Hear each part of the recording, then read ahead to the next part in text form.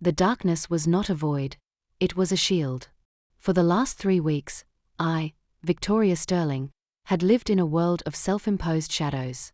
To the doctors, to the nurses, and most importantly, to my son Richard and his viper of a wife, Jasmine, I was a tragic figure. A wealthy widow of 64 who, following a horrific car accident on the rainy cliffs of the Pacific Coast Highway, had lost her sight due to severe optic nerve trauma. They believed I was trapped in an eternal night, navigating my own mansion with the tapping of a white cane and the hesitant, shuffling steps of the infirm. They believed I was helpless. They believed I was finished. But they were wrong. My sight had returned 6 days after the crash, a gradual lifting of the grey fog until the world was once again sharp and clear. I had been about to call the nurse, to shout with joy that I could see the sunlight streaming through the hospital blinds, when I heard them. Richard and Jasmine. They were standing in the hallway, just outside my door. "It's better this way, Richie," Jasmine had hissed, her voice devoid of any empathy. "If she's blind, she can't run the company. She can't audit the accounts. We can get power of attorney within the month. Just think about it. No more begging for allowance. We can put her in that facility in Vermont, the one that's basically a warehouse for dying vegetables, and sell the estate." I had frozen. My hand, reaching for the call button, had hovered in the air. Then, I heard my son, my beautiful boy whom I had raised alone, whom I had protected from every harsh wind of the world. My name is Victoria Sterling, and if you want to hear more stories from seniors, subscribe to the Family Secrets channel and let me know where you're listening from. I expected him to defend me. I expected him to rage. Instead, he sighed, a sound of weak capitulation. "Do you think she'll sign it, Jas? She's stubborn." "She's scared," Jasmine replied with a laugh that chilled my blood. "She's alone in the dark. We'll make her sign." In that moment, Victoria Sterling died, and something cold and hard was born in her place. I lowered my hand. I put my sunglasses back on. And I decided to play the role of a lifetime. I would give them exactly what they wanted, a blind, helpless old woman. And in exchange, they would give me the truth. They would show me who they really were when they thought no one was watching. Now, I sat in the high-backed armchair in the drawing room of Sterling Manor, my hands resting on the handle of my cane. The room smelled of lavender and old dust. I could hear the rhythmic ticking of the grandfather clock in the hall. Across from me, on the velvet sofa, sat Richard and Jasmine. I knew they were there not because they spoke, but because I could see them through the dark tint of my glasses. Jasmine was scrolling through her phone, looking bored. She was wearing my emerald necklace, the one I kept in the wall safe behind the painting in the study.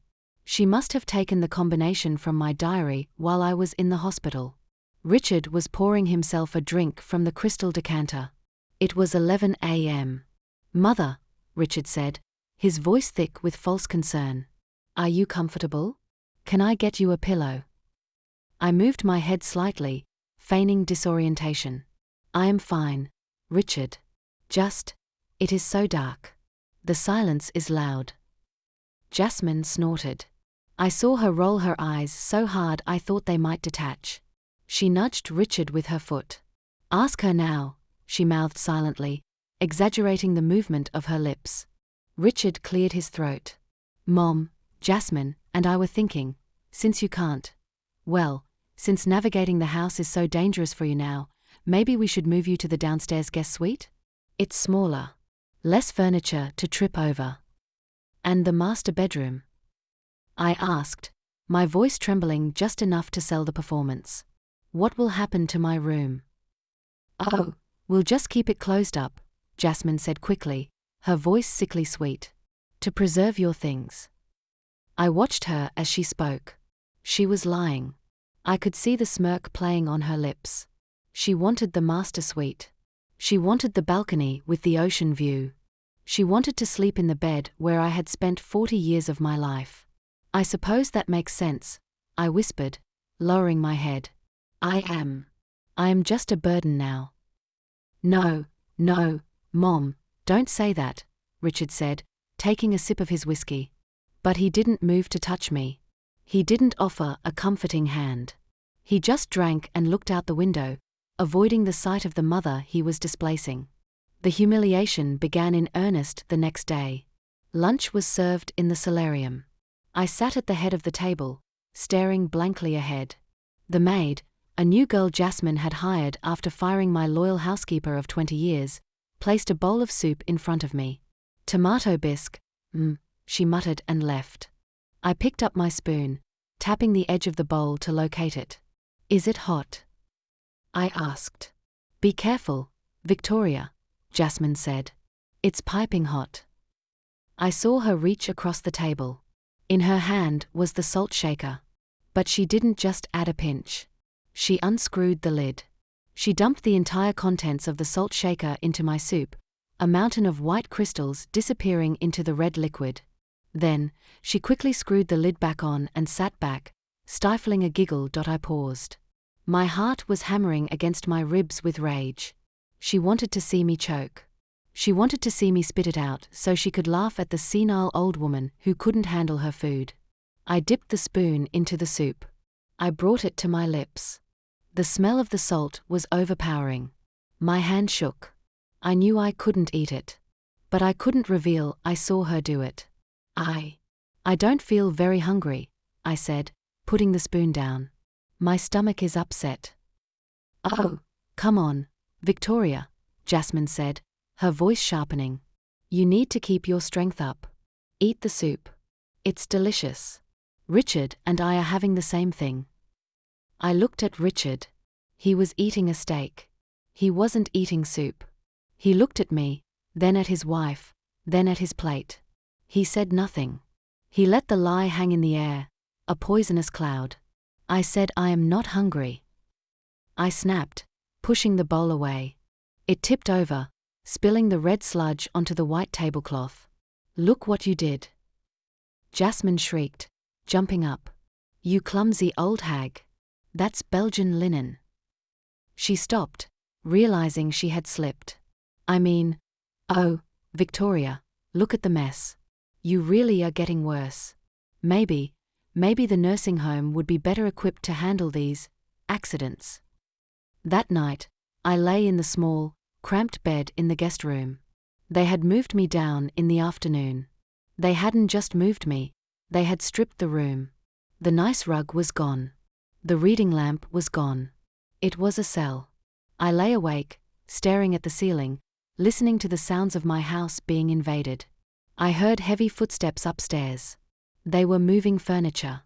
I heard the sound of breaking glass, something of mine being discarded. I heard laughter. It wasn't just them. They had guests. I grabbed my cane and walked into the hallway, tapping loudly. Richard. I called out. Is someone there? The laughter stopped abruptly. I walked toward the living room. Through my dark glasses, I saw them. There were 6 people. Friends of Jasmine. They were drinking my wine, sitting on my furniture with their shoes on. And there, in the center of the room, was Jasmine. She was wearing my wedding dress. My vintage lace wedding dress, the one I had kept wrapped in tissue paper for 40 years. She had cut the sleeves off. She had spilled red wine on the bodice. She was spinning around, holding a glass of champagne, mocking me. Look at me, she shouted to her friends. I'm the ghost of Victoria Sterling. Oh, Richard, don't touch the vase. Oh, Richard, stand up straight. Her friends roared with laughter.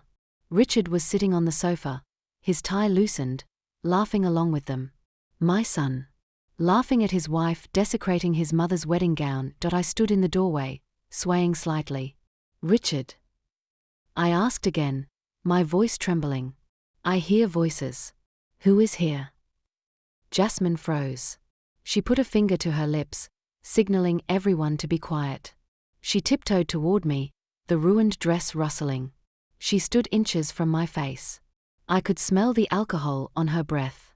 She waved her hand in front of my face. She stuck her tongue out. She made a grotesque face. Then, she leaned in close to my ear. It's just the TV, Victoria, she whispered. Go back to bed. You're hearing things. That happens when the brain starts to rot. She shoved me. Not hard enough to knock me over, but hard enough to make me stumble back against the doorframe. "Go on," she hissed. "Shoo." I turned around. I tapped my cane against the floor. Tap, tap, tap. I walked back to my room. I closed the door. And then, I went to the bathroom and vomited. I washed my face with cold water.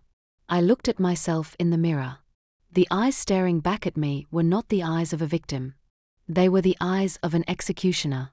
"Enjoy the dress, Jasmine," I whispered to the reflection. "It will be the shroud you are buried in." The torture escalated over the next week. They tested me constantly. They would leave obstacles in my path, a heavy book on the stairs, a footstool in the middle of the hallway, just to see if I would trip. And I had to. I had to trip. I had to bruise my shins and fall to my knees while they watched from the shadows, silent. I had to cry out for help and wait 10 minutes before one of them would discover me. "Oh, Mom, you have to be more careful," Richard would say, lifting me up with a sigh of annoyance. "I don't know how much longer we can keep you here. It's a liability." But the worst was not the physical pain. It was the emotional erasure. They stopped treating me like a person. They would have full conversations in front of me about their plans, assuming I was deaf as well as blind, or perhaps just not caring. "The lawyer is coming on Friday," Jasmine said one morning over breakfast, buttering her toast. "Harrison. He's an old fool, but he's loyal to the family. We need to make sure the power of attorney documents are airtight. Once she signs, we can liquidate the portfolio." "What about the house?" Richard asked. "I have a buyer lined up. A developer. He wants to tear it down and build condos. He's offering $12 million cash." "Tear it down." "My home. The home my husband built for me stone by stone." I would like to go to the garden," I said, interrupting them. "I need fresh air." "Fine," Jasmine snapped. "But don't go near the cliffs. We don't want you falling off before Friday. It would look suspicious." They didn't take me to the garden. They opened the back door and left me on the patio. I sat there for hours. I knew what I had to do. I needed to catch them in an act so undeniable, so legally damning, that Harrison would have no choice but to side with me. I needed a witness. And I needed them to think they had one. Friday came. The day of the execution. I woke up early. I chose my outfit carefully. A black dress, severe and elegant. I brushed my hair until it shone. I put on my pearls. And I put on my sunglasses. I heard the doorbell ring at 10 a.m. It was Harrison. I heard his heavy footsteps, his booming voice asking how I was holding up. "She's fading, Harrison," Richard said, his voice dropping to a theatrical whisper. "The accident took a lot out of her. She's confused. She forgets where she is. She thinks father is still alive sometimes." "Tragic," Harrison muttered. "Truly tragic. Well, let's get this over with. It's for her own good." They led me into the library. The smell of old paper and leather was comforting. They sat me down at the large oak desk. I felt the smooth wood under my fingertips. "Victoria," Harrison said gently, "I have prepared the papers as Richard requested. This grants full power of attorney to your son and his wife. It gives them control over your finances, your medical decisions, and the estate. It also, well, it initiates the transfer of the property title to Richard's name to facilitate the management." "Is it necessary?" I asked, my voice small. "Mom, please," Richard said, putting a hand on my shoulder. His hand was sweaty. "We just want to take care of you. You don't have to worry about bills or maintenance anymore. You can just rest." "Rest," I repeated. "Like the dead." "Don't be dramatic, Victoria," Jasmine said sharply. "Here is the pen." She shoved a pen into my hand. She guided my hand to the paper. "Sign here. And here. And here." I held the pen. I hesitated. I looked through my glasses at the paper. I could read every word. It was a death warrant for my freedom. It was theft, pure and simple. I looked up. I looked at Richard. He was biting his lip, looking at the floor. He knew this was wrong. But he was too weak to stop it. I looked at Jasmine. She was practically vibrating with greed. Her eyes were locked on the tip of the pen. She was already spending the money in her head. "Wait," I said. "I need water. My throat is dry." Jasmine let out a groan of frustration. "Seriously? Fine. I'll get it." She stomped out of the room. Richard and Harrison remained. "Harrison," I said softly, "you have been my friend for 40 years. Do you really think I am incompetent?" Harrison shifted uncomfortably. "Victoria, Richard says you talk to walls. That you tried to cook soup in the bathtub. Is that true?" I froze. They had been feeding him lies. Lies I couldn't refute without revealing my sight. "Richard," I said, turning my face to him. "Is that what you told him?" Richard didn't answer. "He's just trying to protect you, Mom," he muttered. Jasmine returned with a glass of water. "Here. Drink. Then sign." I took a sip. Then I put the glass down. I gripped the pen. "There is one condition," I said. "What now?" Jasmine snapped. "I want to hear you say it," I said. "I want to hear you promise that I will stay in this house. That you will not sell it. That you will not put me in a home." "Of course, Mom," Richard said quickly. "We would never sell the house." "Promise me," I said. "We promise," Jasmine said, rolling her eyes. She looked at Richard and winked. Then she mouthed the words, "Until the check clears." That wink, that disgusting, conspiratorial wink sealed their fate. I knew enough. But I wasn't going to stop the signing. No. That would be too easy.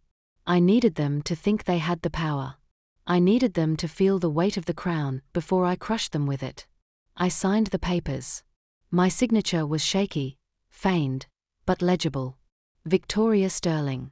Jasmine snatched the papers away the moment the ink touched the page. "Done," she crowed. "Thank you, Harrison. We'll take it from here." Harrison packed his briefcase, looking troubled but resigned. "I'll file these on Monday morning," he said.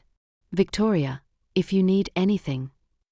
"She's fine, Harrison," Jasmine interrupted. "Goodbye." She practically pushed him out the door. When the front door closed, the atmosphere in the room changed instantly. It became feral. Finally, Jasmine breathed. "Oh my God, finally." She walked over to the liquor cabinet and grabbed the bottle of 100-year-old cognac that had been a gift from the King of Spain to my late husband. She didn't use a glass. She took a swig straight from the bottle. "Did you see her hand shaking?" she laughed. "Pathetic." Richard slumped into a chair. "It's done. We own it. We own it all, Richie." Jasmine screamed, spinning around. She walked up to me. I was still sitting at the desk. She grabbed my chin and forced my face up. "Did you hear that, Victoria? You're a guest in my house now." She leaned in close. "And guests who don't behave get kicked out. Pack your bags, old woman. You're going to Shady Pines on Monday." Then she did something that she would regret for the rest of her miserable life. She raised her hand and slapped me. It was a sharp, stinging blow across the cheek. My sunglasses flew off my face and skittered across the floor. I sat there, my face burning, my eyes exposed. But I kept my gaze unfocused. I stared past her, at the wall. I didn't blink. "Oops," Jasmine giggled. My hand slipped. "Pick them up, Victoria." "Oh wait, you can't see them." She kicked the glasses under the sofa. "Come on, Richard. Let's go celebrate. I want to order lobster. And let's open the safe. I want to try on the tiara." They left me there. They left me sitting in the library, humiliated, slapped, and stripped of my legal rights.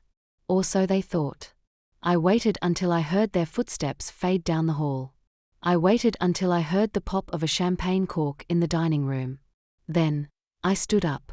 I didn't need the cane. I walked over to the sofa and retrieved my sunglasses. I put them back on. I walked to the mirror and looked at the red mark on my cheek. It would bruise. Good. Bruises were evidence. I walked to the desk and picked up the phone. I dialed a number I had memorized weeks ago. "Hello," a voice answered. "Protocol 7, I said clearly. "This is Victoria Sterling. They signed the papers. They physically assaulted me. And they are currently opening the safe. Bring the team.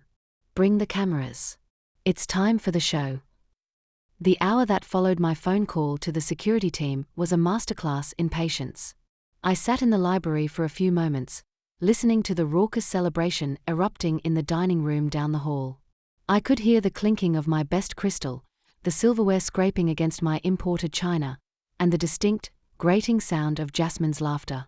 It was the sound of a hyena that had finally brought down a lioness, or so she thought. I stood up and walked to the large, gilded mirror hanging over the fireplace. For the first time in 3 weeks, I looked at myself not as a victim, but as a predator. I removed the dark sunglasses and placed them on the mantelpiece. I wouldn't be needing them anymore. I reached into my pocket and pulled out a tube of lipstick, my signature shade of crimson. I applied it with steady, precise strokes, watching my own blue eyes in the reflection. They were cold, hard, and absolutely terrifying. I smoothed my dress, checked the bruise forming on my cheek from Jasmine's slap, and smiled. It wasn't a nice smile. It was the smile of a reaper sharpening his scythe. I walked to the door of the library, leaving my white cane leaning against the desk. I wouldn't be needing that, either. I moved silently down the hallway. The carpet swallowed the sound of my heels. The door to the dining room was ajar. I stopped in the shadows to watch them one last time. It was a grotesque tableau of greed. The table was laden with food they had ordered from the most expensive seafood restaurant in the city: lobster thermidor, caviar, oysters. Jasmine was sitting at the head of the table, my seat. She was wearing the diamond tiara I had worn at my wedding, tilted drunkenly on her head. She had draped herself in my pearl necklaces, looking like a child playing dress-up in a jewelry store she had just robbed. Richard was shoving lobster into his mouth, grease shining on his chin. "To us," Jasmine toasted, raising a glass of my vintage Dom Perignon. "To the Sterling estate. And to the old bat finally kicking the bucket." Richard laughed, clinking his glass against hers. "Do you think she's asleep?" he asked. "Who cares?" Jasmine scoffed, picking at a piece of bread. "She's irrelevant now. Tomorrow we call the facility. I can't wait to turn her room into my walk-in closet. I'm going to burn those hideous drapes." She paused, looking at her reflection in the back of a spoon. "God, I look good in diamonds. I was born for this, Richie. I was born to be the queen of this manor." "That tiara sits a little crooked, dear," I said. My voice was calm, clear, and projected effortlessly across the room. The silence that slammed into the room was physical. It was as if the air had been sucked out of the space. Jasmine dropped her spoon. It clattered loudly against the china. Richard choked on his wine, coughing violently. They both turned their heads slowly, like puppets on rusted strings, toward the doorway. I stepped into the light. I was standing tall, my shoulders back, my hands clasped loosely in front of me. I was not wearing my sunglasses. My eyes, sharp and focused, locked directly onto Jasmine's face. I didn't blink. I didn't squint. I looked at her with the piercing clarity of a hawk spotting a field mouse. Mother," Richard stammered, wiping the wine from his chin. What are you doing out of bed? Where is your cane?" Jasmine stared at me, her mouth slightly open. She looked at my eyes.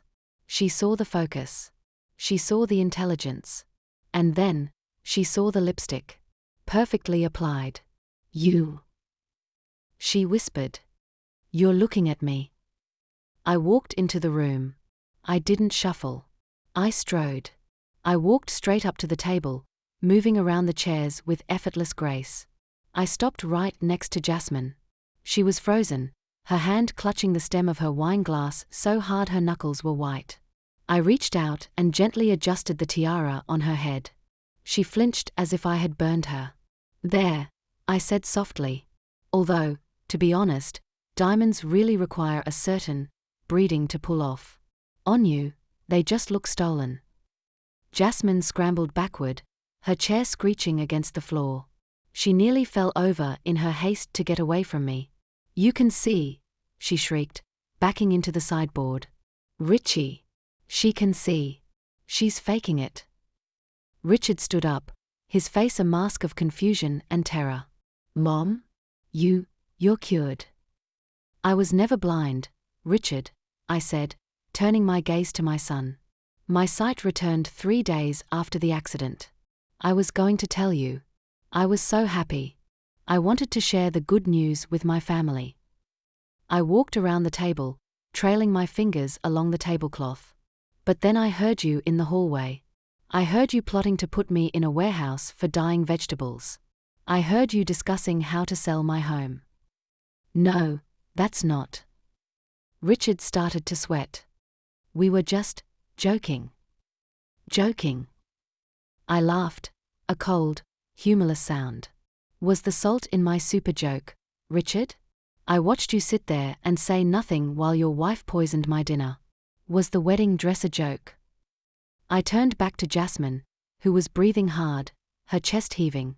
"I saw you dancing in my gown, Jasmine. I saw you mocking me. I saw you spit in my tea yesterday morning. And today." I touched the bruise on my cheek. "Today you slapped me. You struck a defenseless, blind old woman. You felt powerful, didn't you?" Jasmine's face twisted from fear to anger.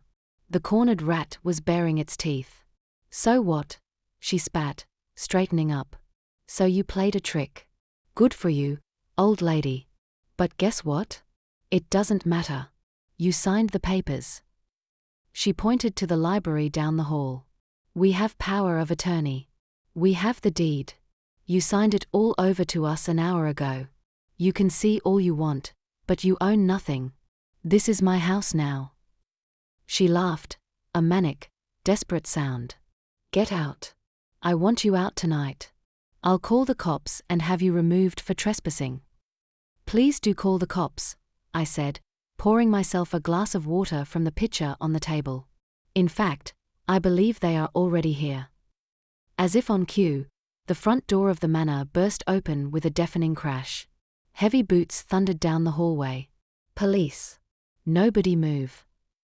The shout echoed through the house. Jasmine and Richard froze. 6 uniformed officers stormed into the dining room, followed by 2 men in suits, my private investigators from Protocol 7, and Mr. Harrison, my lawyer. Harrison looked pale and furious. Behind them walked a videographer holding a camera. "What is this?" Richard squeaked, raising his hands. "Who called you?" "I did," I said, taking a sip of water. "Protocol 7. It's a standing order I have with my security firm. Complete surveillance in the event of a security breach." I pointed to the large, ornate mirror on the dining room wall. 2-way glass. Camera behind it. I pointed to the chandelier. Microphone. I pointed to the library door. Hidden camera in the bookshelf. Jasmine looked at the mirror. Her face drained of all color, leaving her looking like a wax doll. You recorded it." "Everything," I said, my voice hardening into steel. "We have 3 weeks of high-definition footage of elder abuse, psychological torture, and conspiracy to commit fraud. We have audio of you planning to embezzle funds. We have video of you tampering with my food." I stepped closer to her. "And we have a 4K recording of you slapping me across the face and coercing me to sign a legal document under duress." Harrison stepped forward, shaking a file folder at them. "Any document signed under duress or through deception is null and void, Mr. Sterling," he barked, his voice trembling with rage. "I have already filed an emergency motion to annul the power of attorney. And I have handed the footage of the assault to the district attorney." "Assault?" Jasmine whispered. "It was just a slap." It was assault on a disabled person, one of the police officers said, stepping forward with handcuffs. In this state, given the victim's perceived vulnerability, that's a felony. And the attempted poisoning with the salt? That's endangerment. The officer grabbed Jasmine's wrists. "Hey! Get your hands off me!" she screamed, thrashing. "I'm Jasmine Sterling. I own this house." "You own nothing," I said calmly. "You are wearing stolen jewelry. Officer, please be careful with that necklace when you book her. It's insured for $500,000. They clicked the cuffs onto her wrists. She looked at Richard. "Richie, do something. Tell them." Richard was cowering in the corner, sobbing.